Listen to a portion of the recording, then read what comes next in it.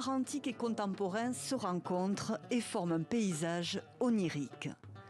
Pari réussi pour cette 4e édition d'une exposition prestigieuse qui emmène au pied des pyramides de Gizeh des œuvres d'art contemporain de tous horizons.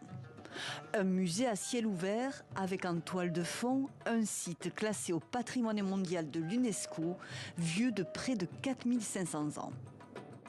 Le plasticien français Xavier Mascaro a déposé ses œuvres inspirées d'anciennes embarcations égyptiennes. Une installation comme un mirage avec des créations qui semblent échouer ici depuis des siècles. Ça fait des années que je travaille sur cette installation et j'ai voulu réaliser cette création avec des matériaux qui s'harmonisent avec le paysage, la couleur du sable. Il symbolise pour moi une archéologie du présent. Connecter passé et présent, mais aussi créer des ponts entre diverses cultures, c'est l'objectif de cet événement qui accueille pour la première fois cette année des artistes venus d'Inde et de Corée, comme le plasticien Kuyon Rhee qui a bâti ici son propre temple, 4 imposantes structures dans lesquelles le public peut déambuler.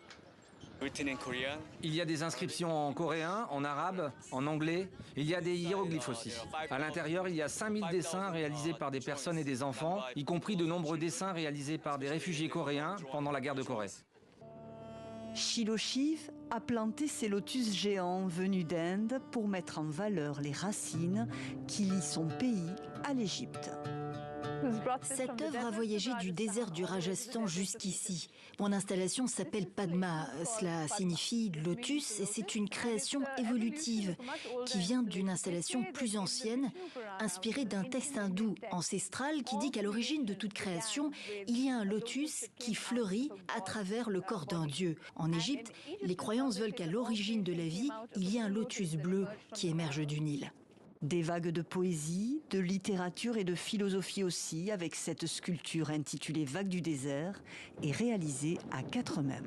Ce sont des vagues qui apportent la culture, au lieu d'être des vagues de violence et de troubles.